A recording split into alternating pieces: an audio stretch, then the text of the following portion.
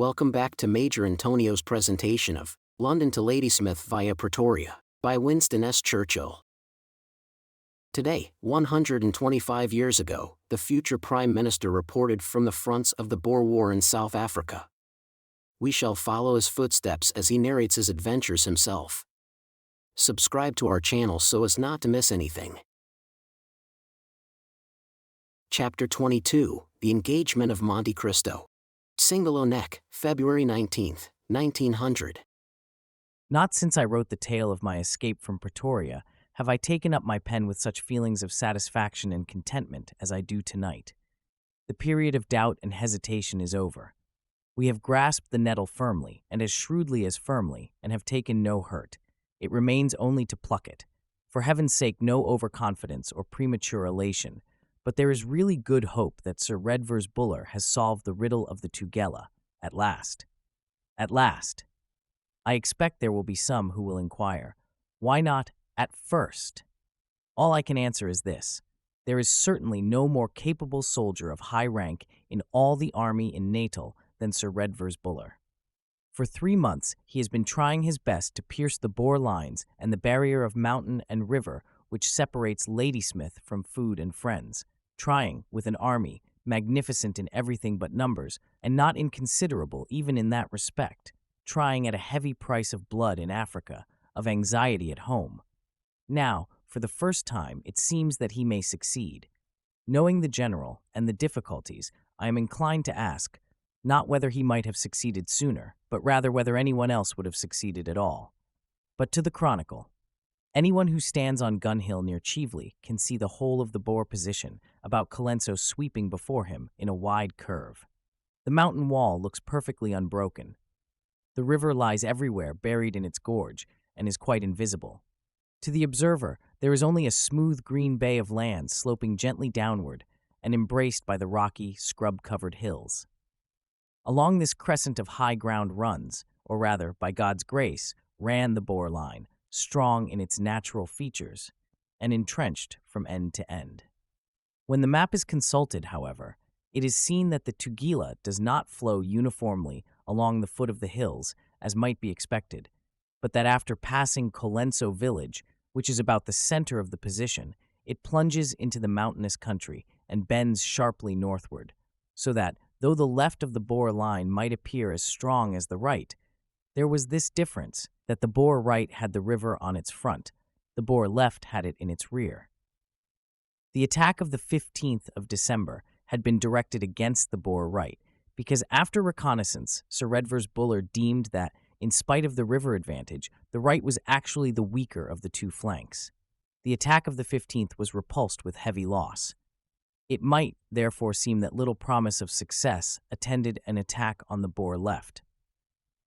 The situation, however, was entirely altered by the great reinforcements in heavy artillery which had reached the army, and a position which formerly appeared unassailable now looked less formidable. Let us now consider the Boer left by itself.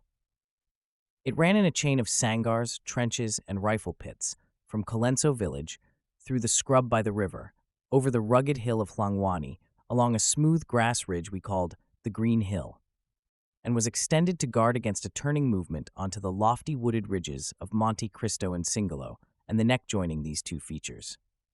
Sir Redvers Buller's determination was to turn this widely extended position on its extreme left and to endeavor to crumple it from left to right.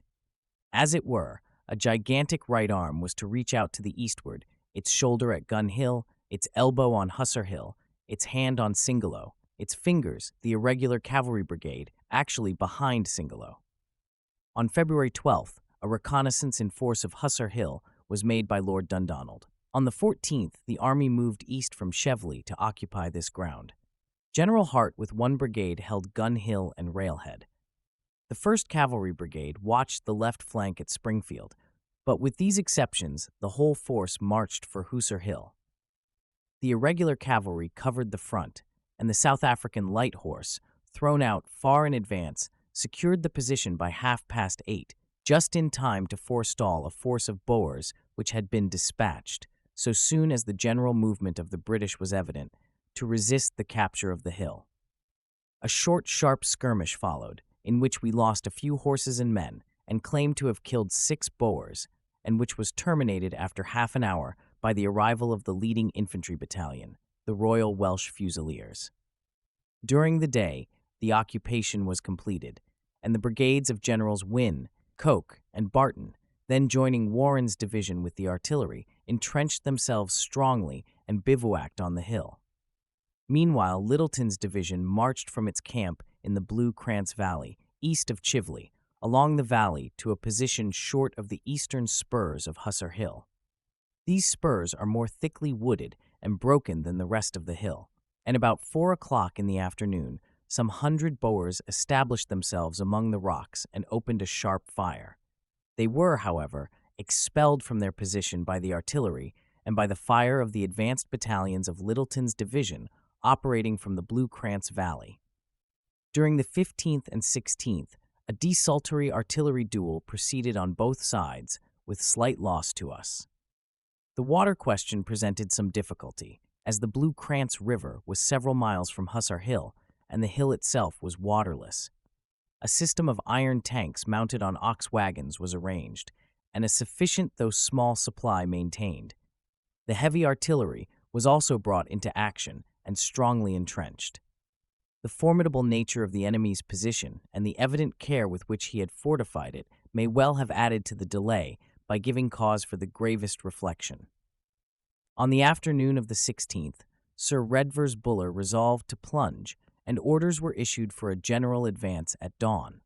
Colonel Sandbach, under whose supervision the intelligence department has attained a new and a refreshing standard of efficiency, made comprehensive and, as was afterwards proved, accurate reports of the enemy's strength and spirit, and strongly recommended the attack on the left flank. 2 hours before dawn, the army was on the move. Hart's brigade, the 6-inch and other great guns at Chivley, guarded Railhead.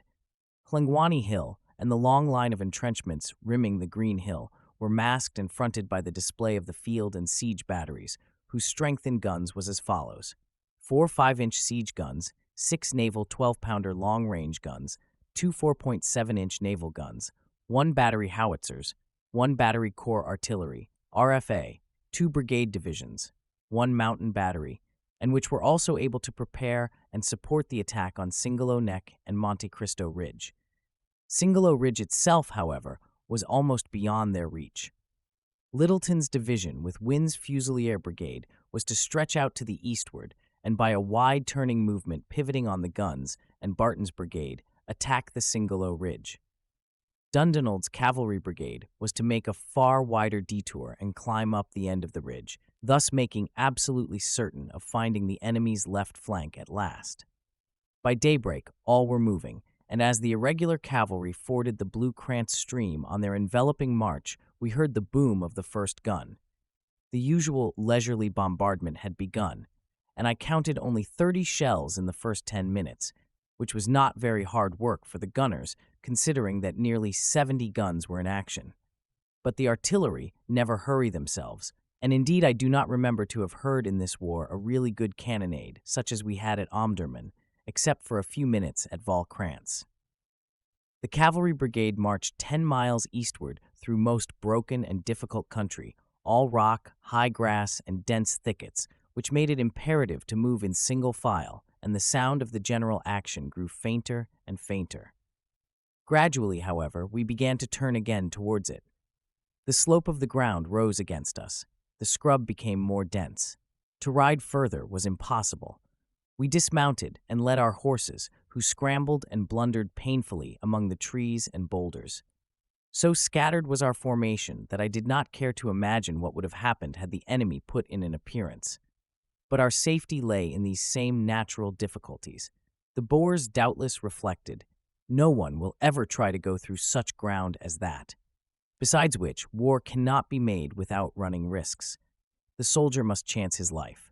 The general must not be afraid to brave disaster. But how tolerant the armchair critics should be of men who try daring coups and fail. You must put your head into the lion's mouth if the performance is to be a success. And then I remembered the attacks on the brave and capable General Gatacre after Stormberg, and wondered what would be said of us if we were caught dismounted and scattered in a wood. At length we reached the foot of the hill and halted to reconnoiter the slopes as far as was possible. After half an hour, since nothing could be seen, the advance was resumed up the side of a precipice and through a jungle so thick that we had to cut our road. It was 11 o'clock before we reached the summit of the ridge and emerged onto a more or less open plateau, diversified with patches of wood and heaps of great boulders. 2 squadrons had reformed on the top and had deployed to cover the others. The troopers of the remaining 7 squadrons were working their way up about 4 to the minute. It would take at least 2 hours before the command was complete. And meanwhile, suddenly there was a rifle shot, then another, then a regular splutter of musketry. Bullets began to whiz overhead. The Boers had discovered us.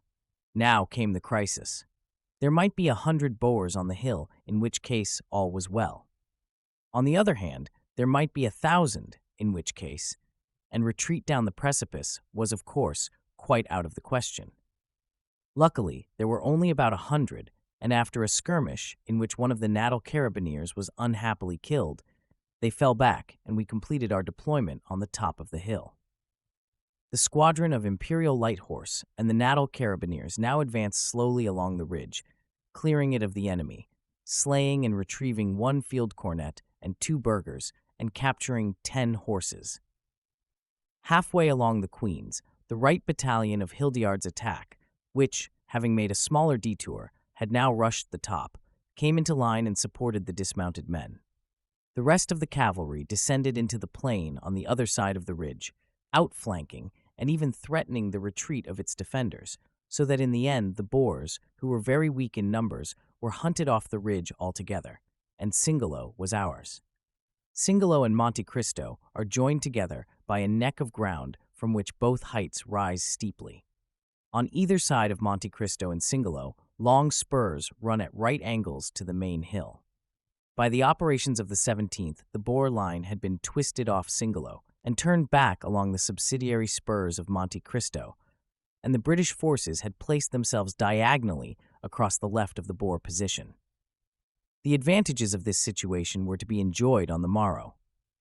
Finding our further advance barred by the turned-back position the enemy had adopted, and which we could only attack frontally, the cavalry threw out a line of outposts, which were soon engaged in a long-range rifle duel and prepared to bivouac for the night.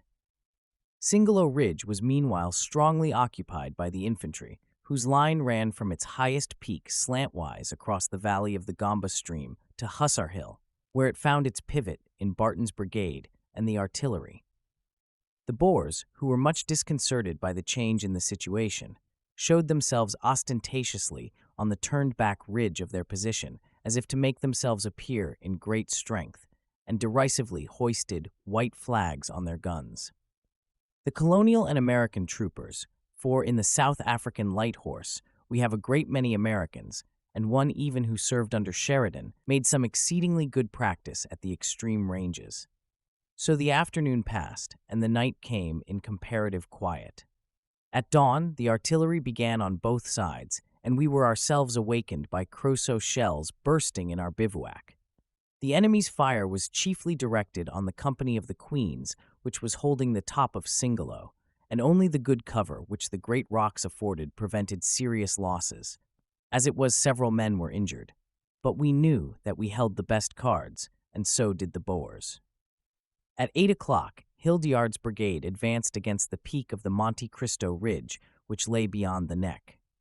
The West Yorks led, the Queens and East Surrey supported. The musketry swelled into a constant crackle like the noise of a good fire roaring up the chimney, but, in spite of more than 100 casualties, the advance never checked for an instant, and by 10:30 o'clock, the bayonets of the attacking infantry began to glitter among the trees of the summit. The Boers, who were lining a hastily dug trench halfway along the ridge, threatened in front with an overwhelming force and assailed in flank by the long-range fire of the cavalry, began to fall back. By 11 o'clock, the fight on the part of the enemy resolved itself into a rearguard action. Under the pressure of the advancing and enveloping army, this degenerated very rapidly. When the Dutchman makes up his mind to go, he throws all dignity to the winds, and I have never seen an enemy leave the field in such a hurry as did these valiant Boers who found their flank turned and remembered for the first time that there was a deep river behind them. Shortly after 12 o'clock, the summit of the ridge of Monte Cristo was in our hands. The spurs which started at right angles from it were, of course, now enfiladed and commanded. The Boers evacuated both in great haste. The eastern spur was what I have called the turned-back position. The cavalry under Dundonald galloped forward and seized it as soon as the enemy were seen in motion, and from this advantageous standpoint we fired heavily into their line of retreat. They scarcely waited to fire back, and we had only 2 men and a few horses wounded. The spur on the Colenso, or western side, was none other than the Green Hill itself, and judging rightly that its frowning entrenchments were now empty of defenders. Sir Redvers Buller ordered a general advance frontally against it. 2 miles of trenches were taken with scarcely any loss. The enemy fled in disorder across the river. A few prisoners, some wounded, several cartloads of ammunition and stores, 5 camps with all kinds of Boer material, and last of all, and compared to which all else was insignificant, the dominating Monte Cristo ridge stretching northward to within an easy spring of Bulwana Hill, were the prize of victory. The soldiers, delighted at the change of fortune, slept in the Boer tents, or would have done had these not been disgustingly foul and stinking. From the captured ridge, we could look right down into Ladysmith, and at the first opportunity, I climbed up to see it for myself. Only 8 miles away stood the poor little persecuted town, with whose fate there is wrapped up the honor of the empire, and for whose sake so many hundred good soldiers have given life or limb, a 20-acre patch of tin houses and blue gum trees, but famous to the uttermost ends of the earth. The victory of Monte Cristo has revolutionized the situation in Natal. It has laid open a practicable road to Ladysmith. Great difficulties and heavy opposition have yet to be encountered and overcome, but the word impossible must no longer be, should, perhaps, never have been used. The success was won at the cost of less than 200 men killed and wounded, and surely no army more than the army of Natal deserves a cheaply bought triumph. This concludes today's reading of London to Ladysmith via Pretoria, by Winston S. Churchill. Join us also on March 4th for the subsequent chapter. Subscribe to Major Antonio's channel. Thanks for listening, and so long.